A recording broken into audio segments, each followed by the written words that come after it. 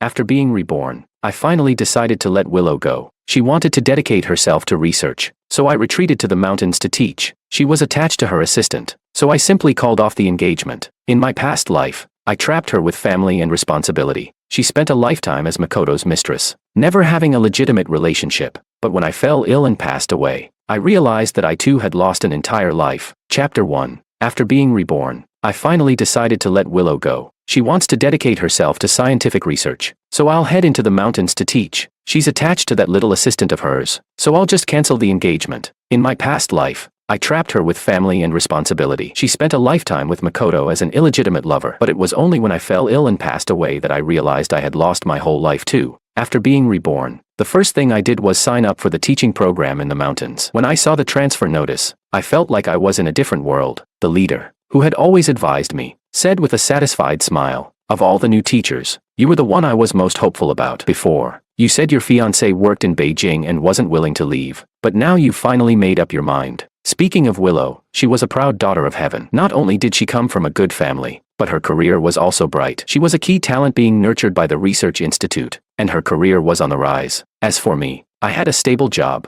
but nothing else stood out. If it weren't for the childhood engagement we had, there was no way she and I could have ended up together. I looked at him firmly and said, "Leader, I want to try doing something meaningful." He patted me on the shoulder and said, "The place where you'll be teaching is tough. You need to be mentally prepared, no matter how hard it is. It can't be worse than the last life." In my past life, I couldn't make up my mind in time, and I never went to teach in the mountains. That became my lifelong regret. The Liu family was pushing us to marry. Less than a month after the wedding, Willow was pregnant. She didn't want to have the child, saying her research project was at a critical stage, and having a baby would affect her progress. But I was so desperate to have a complete family that I took over all the household responsibilities. From then on, I was trapped in the mundane matters of family life. Willow thought it was only natural and rarely returned to our home. She was busy with experiments and publishing papers. As her project progressed, her achievements became more remarkable, and soon she was traveling around the country collecting data. But no matter where she went, Makoto always accompanied her as her assistant. He took care of both her work and personal life. Meanwhile, I was stuck at the Liu family's house, raising children and caring for the elderly. I raised our son by myself and always thought he respected me as his father, until I saw that he was engaged to Makoto's niece. In the private room, he smiled broadly and called out to Makoto without hesitation, "Dad, would you like some tea?"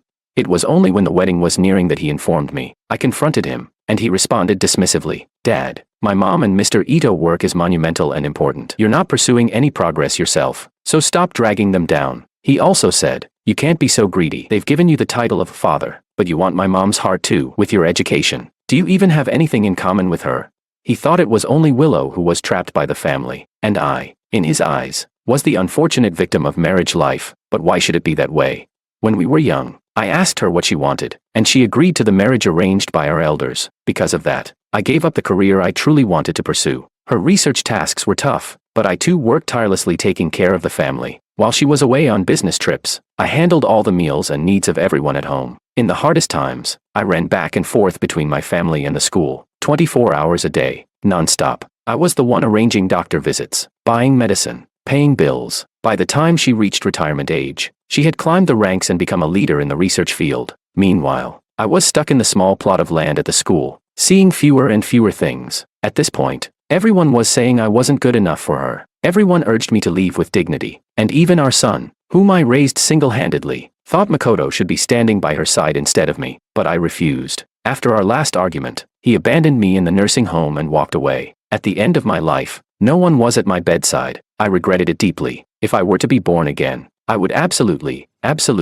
never give up on my own life again. Chapter 2. Back at the apartment, I gently put away the admission letter. A honey cake gradually took shape under my hands. This was the Liu family's house. It was convenient for me to work, and Willow and I lived here together. The large red circle on the living room calendar boldly announced, "In 2 weeks, I could leave here and finally live the life I had always wanted." Just as I finished drawing the red circle, Willow returned with Makoto and his niece. When they saw me opening the door, Makoto gave what seemed like a cheerful smile and said, "George, Willow asked me to come up for a visit. I'm causing you trouble again." The little girl, familiar with the house, sniffed the sweet scent and rushed into the kitchen to grab some dessert from the baking tray. She divided it into 3 portions, one for each of them. They were happily sharing it, but they forgot mine. When I walked out of the kitchen, the 3 of them were huddled together, chatting and laughing. The moment the cake entered their mouths, all 3 of them immediately spat it out. "Uncle, It's so bitter. I stood still, unmoving, while Willow ran around, offering tissues and tea. In the end, Makoto forced a smile as he left the house. His usual dimples were nowhere to be seen this time, but he still spoke with an overly tolerant tone. Willow, George's skills have room for improvement. You two mustn't argue over this. Willow didn't say anything as she sent him out the door. When she came back, I quietly placed another plate of cake in front of me and began to enjoy it in silence. Willow seemed like she wanted to say something but then hesitated. Finally, she explained, Emma is my sister's orphan child. Before she passed away, she kept asking me to take care of Makoto. The reason I let the child try your desserts is because you're good at making them. I still didn't speak. She sighed and muttered, if you mind so much, I'll stop bringing them over in the future. The next day, I got up early to pack my bags, preparing to go to the nearby city in a couple of days. Since I had already decided to break off the engagement, it was better to make things clear sooner rather than later. It was out of respect and also to avoid any further entanglements. As I was packing, I came across a little clay doll. It was a gift from Willow when we were kids. Back then, she was so determined, her chubby hands covered in mud as she said, George, my mom said you'll be my husband when you grow up, so I'm giving this to you. The doll was eventually packed into my suitcase. I didn't want the doll anymore, and I didn't want her either. I stood up and drew a large X on the living room calendar. In 14 days, I would leave here. Chapter 3. That night, Willow came back very late. She glanced at the dishes on the table and casually said, I've eaten out. A woman who sneaks food doesn't even bother wiping the corners of her mouth clean. After what happened last time, she knew that bringing Makoto home would just make me angry, so she simply ate outside. At least I hadn't made her any food. After dinner, I returned to my room to start organizing materials and make the final preparations before school began. Willow silently appeared behind me. I closed my laptop and asked, what's wrong? She was silent for a while before speaking. The wedding planner and the hotel contacted me. Can we set the date for September 1st?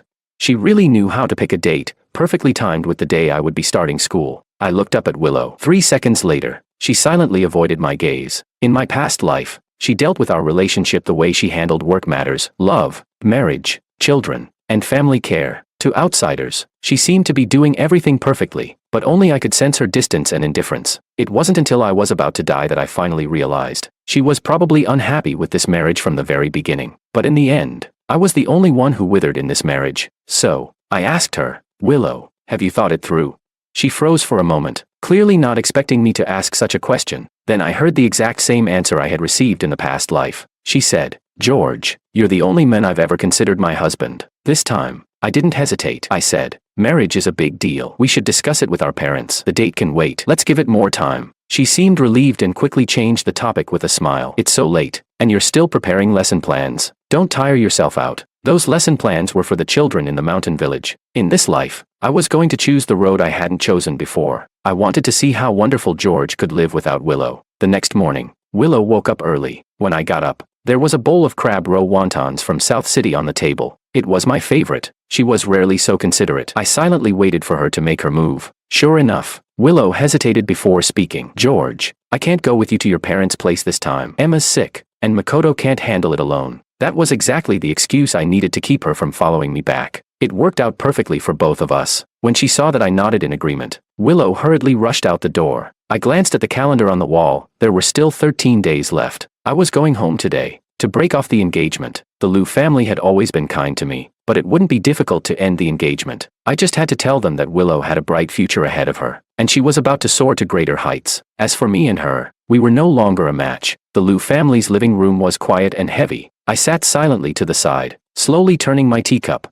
Mrs. Liu tried to speak several times but swallowed her words each time. Over the years, she had heard a lot about Makoto. After a long pause, she finally said, even if she has feelings for Makoto, you two are still engaged. If she dares to go back on her word, I'll handle it.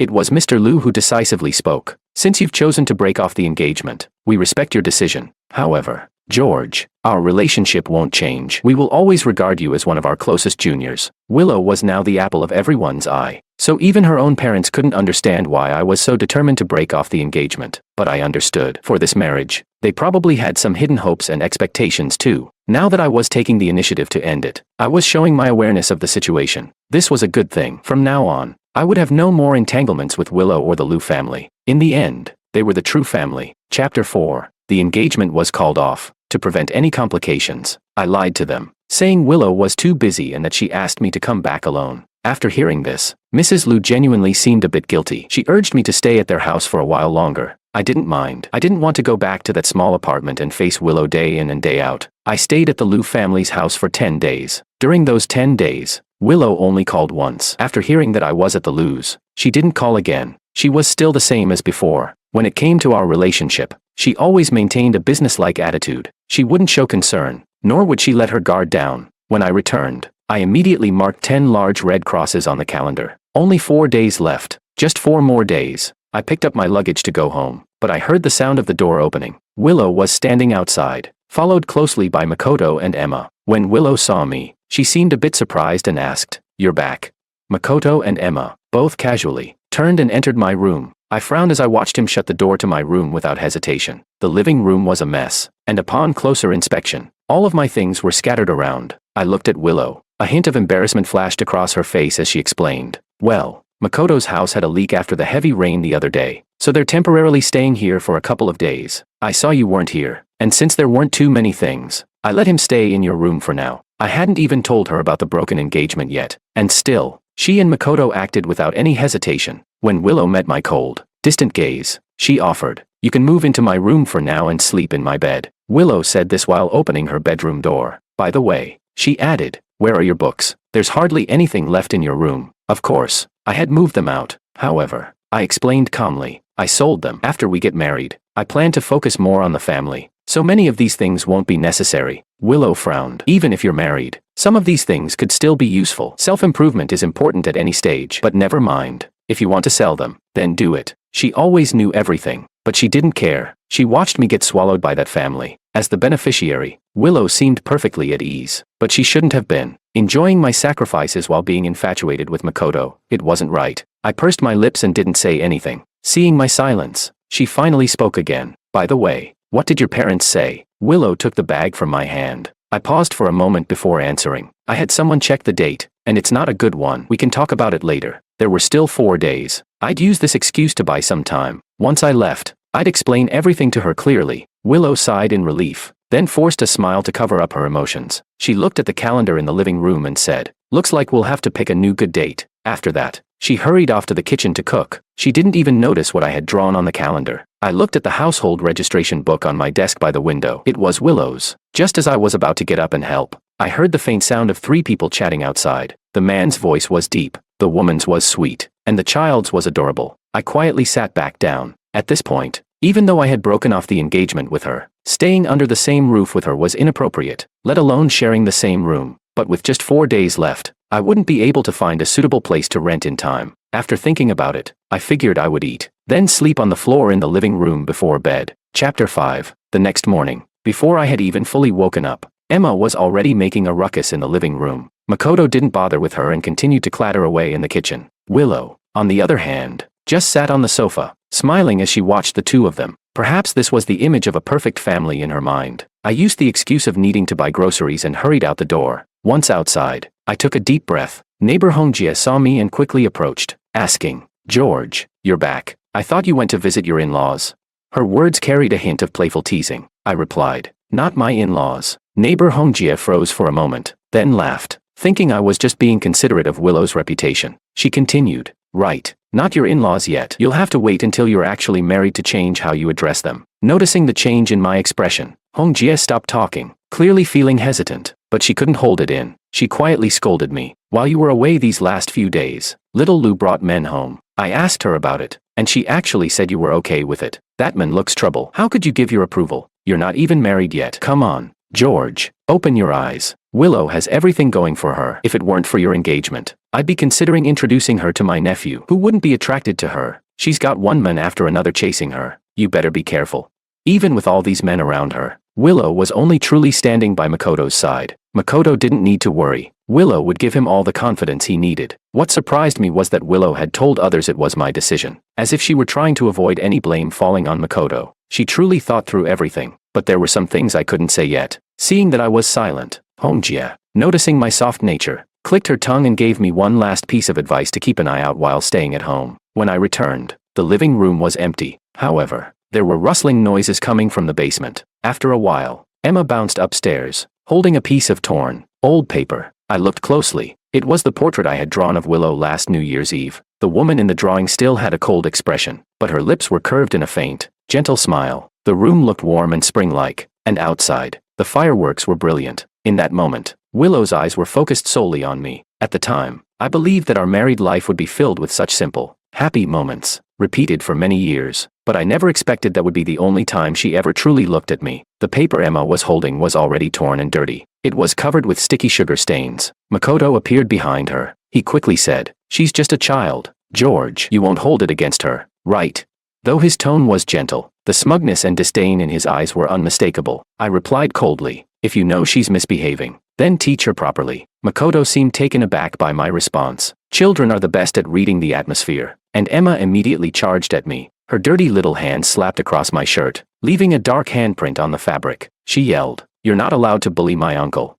Her voice was sharp and piercing. Willow rushed in from outside and immediately pulled Emma into her arms. I didn't look at her. My gaze was fixed on the fallen piece of paper. Willow, following my line of sight, froze for a moment, clearly understanding something. She opened her mouth to say something but swallowed her words. Makoto, clearly pleased with the situation, wore an expression of false innocence. He quickly added, "Willow, I'm sorry. It's all my fault for not watching Emma closely." I suddenly let out a laugh. All three of them turned to look at me. I picked up the torn drawing and held it up to the light. I said, "I didn't draw it right back then. The lighting in the room wasn't this bright." After that, I tossed the drawing into the trash can, expressionless, and walked into the kitchen. Behind me, Willow sharply raised her head and stared at my retreating back in a daze. Chapter 6. I couldn't care less that Emma was still crying and throwing a tantrum. Willow followed me into the kitchen. She hesitated for a long time before finally awkwardly speaking up. "I've been looking for a new place these last few days. Makoto and Emma will be moving out in a couple of days. I know you don't like him, but can you just bear with it a little longer?" Without even thinking, I nodded. Sure. Anyway, there were only 3 days left before I would leave. It was originally Lou's house. How they were going to lock themselves in and live here afterward had nothing to do with me. I agreed too quickly, and Willow seemed to choke on her words. Her face turned an unhealthy shade of green and white, looking rather unpleasant. She probably thought I was angry about what had just happened. She sighed and pulled me back. "Emma is just a child. I've told you so many times. I'm only taking care of them because I promised my sister. Makoto's not doing well either. Can you stop thinking so badly of him?" I sneered. "So, you bring him back and say it's my decision." Willow gasped, opened her mouth to say something, but couldn't get a word out. I laughed. See, no matter how noble her words sounded, her inner turmoil and ugly thoughts couldn't deceive herself. Out of respect for our parents, I didn't want to destroy her career, but that was all I could do for now. The next morning, I woke up early. The scene with Emma yesterday reminded me of something. There were still some of my things in the basement. Taking advantage of the fact that they weren't awake yet, I went downstairs to collect my things. I had lived in this house for several years. Despite starting to pack up more than 10 days in advance, there were still many things left behind. I packed carefully. For the rest of my life, I didn't want any further connection with Willow. Since I had decided to leave, I wanted to do so completely. After gathering everything, I had 3 big bags full. When I opened the door, I saw that Willow had already made breakfast. When she saw the things I was holding, she froze for a moment. "Where are you taking all these things?" she asked. I replied calmly, "Throwing them out. There's too much useless stuff." Willow took a quick glance before looking away. She then turned and knocked on the door of the room next door. "Makoto, get up and bring Emma. Breakfast is ready." At the dining table, as soon as Emma saw me, she hummed in displeasure and scooted her breakfast closer to herself and Makoto. Willow, holding a fried egg, came out and, seeing me, smiled. "You're up, come on." I made fried eggs. When she turned and saw what was in front of Emma and Makoto, she awkwardly smiled and said, "Good girl, Emma, can you share some with Uncle Wong?" I ignored them and walked straight out of the house. There were only a few days left before the school year started. The necessary paperwork had already been taken care of. I planned to go buy more books and stationery to donate to the children in the mountains. Also, I needed to buy a few more things. Once everything was finished, I booked a room at a hotel. Even though there were only 2 days left, staying under the same roof with Willow, where we were constantly bumping into each other, was just unbearable. Since she thought I was jealous of Makoto, let her think so. It was a perfect excuse for me to move out. Everything was ready, and I returned home. But to my surprise, I saw that Emma was playing with my lesson plan. My mind went blank, and I shouted, "What are you doing?" I grabbed my passport back, and Emma was startled, falling off the table. Her shrill cries immediately brought Makoto running from the other room. He shouted, "What are you doing? Who told you to bully Emma?" Makoto shoved me aside and, in a rush, scooped the child into his arms. I trembled with anger, carefully putting the passport into my bag. I demanded, "Bully her? You should take a look at what she did. Who told you to touch my things? Get out of here. Makoto stood up, still holding Emma, and coldly stared at me. He said, You're not even married to Willow yet. You don't have the right to make the decisions here. He walked to the door with Emma in his arms, then paused and turned back. He added, even if you do marry her, you still won't be able to win against me. The door slammed shut behind him. Makoto's hostility always showed itself when Willow wasn't around. Chapter 7. In the past, I always retreated whenever I faced him. He followed Willow around, gradually becoming independent, and everyone said they made the perfect team. In contrast, I was just a stay-at-home husband. I seemed so much less significant, but as I got the chance to live this life again, I suddenly felt at peace. He may be excellent, but I have my own light to shine. Why should Makoto and I be placed on opposite ends of a scale? Because of Willow. She's not worth it. Is there nothing else in my life apart from Willow? I can go teach in the mountains, bring new knowledge to the children there. I can contribute to the cause of education. Though small, it is meaningful. I can go out and broaden my horizons, gain experience. The mud here will only hinder my steps. As for Makoto, when I first came back, I had thought about getting revenge on him. In my previous life, he ruined my marriage. I thought about causing a scene at his workplace, or exposing him online, but what would that accomplish? As long as Willow wants, she has 100 ways to continue taking care of Makoto. Besides, if Willow wasn't moved, even if Makoto stood in front of her naked, she wouldn't look at him. Why bother?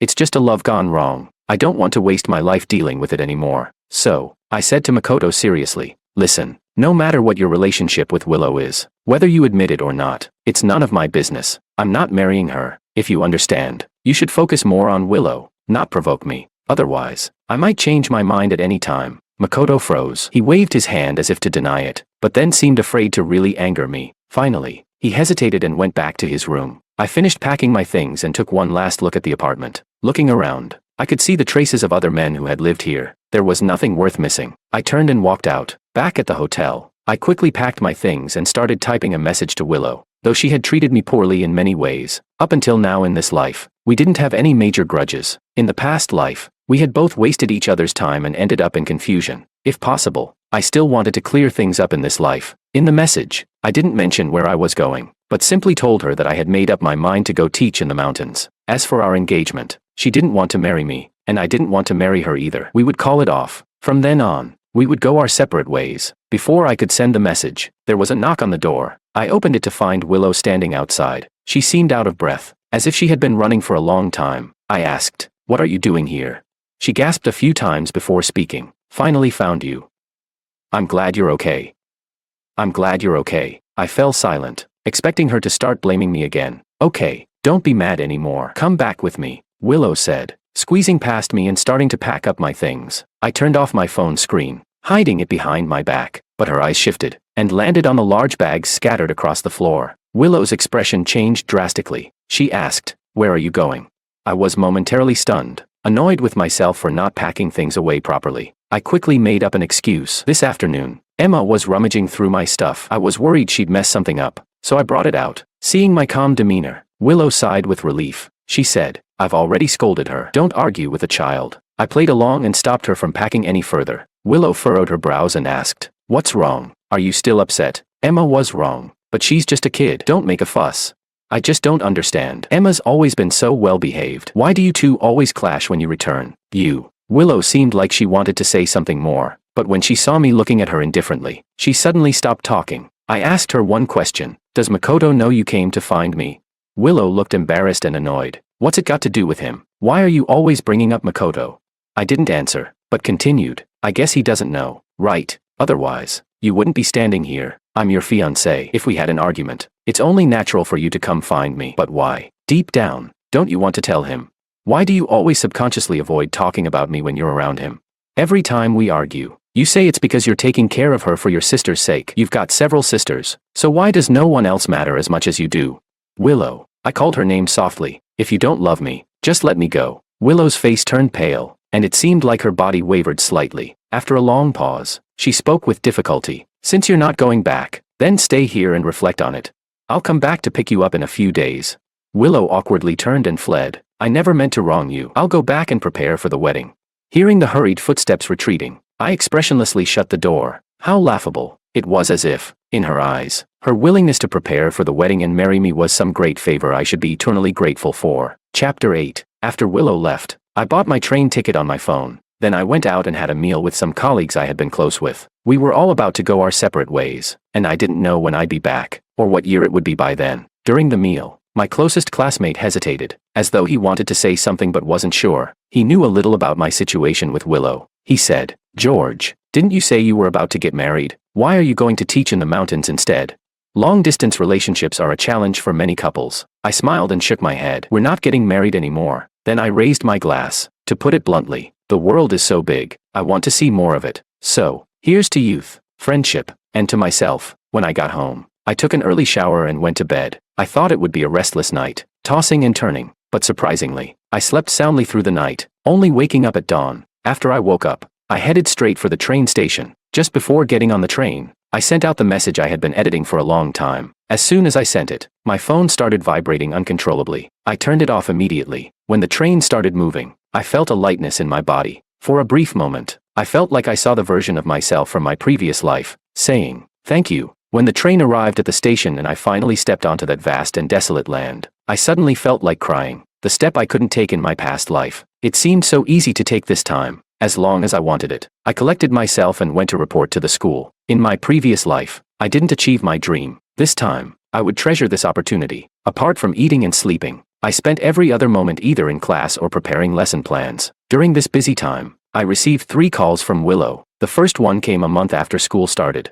Willow, after much effort, finally got my number. When an unfamiliar number appeared on the screen, I had already guessed it was her. Her voice on the other end of the line was emotional. She said she didn't agree to the annulment of the engagement. She told me that in her heart, I would always be her husband. Half a minute later, I hung up the phone. The second call came 2 months later. In the midst of heavy snow, Willow's tired voice came through. She said she had arranged a house and job for Makoto and had made it clear to him that they would never see each other again. That day, I just listened quietly. Willow's final call came on Christmas Day, in the snowstorm. For the first time, I spoke. I said, "Willow, the semester exams were just graded. The kids in my class did great. At the start of the semester, I was struggling, trying to adjust to the local dialect, while also giving lessons and doing home visits with each child. Things weren't going smoothly, and it felt like I kept running into dead ends. I don't know when I'll gain the trust of the parents." Willow listened attentively, breathing lightly on the other end of the line. Then I said, "But you know, Willow, I'm happy here. I won't trap myself anymore." Suddenly, Willow's voice choked up.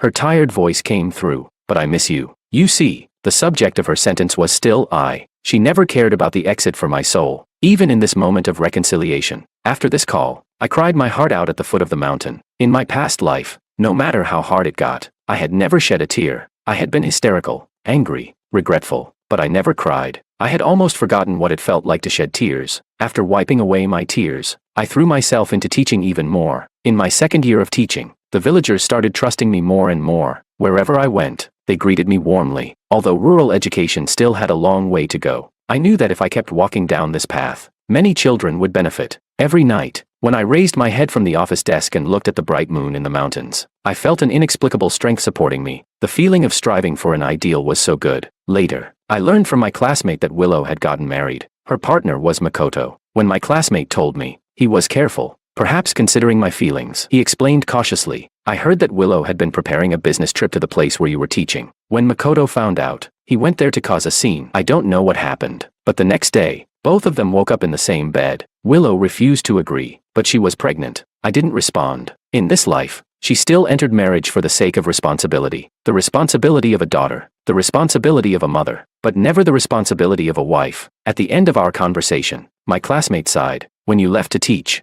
I thought you were losing Willow, but now, I realize that a man living his own life is what's truly wonderful. George, you've earned our admiration now." 5 years later, I finished my teaching mission. I had nurtured a large group of outstanding children. For an ideal, the road is long and difficult.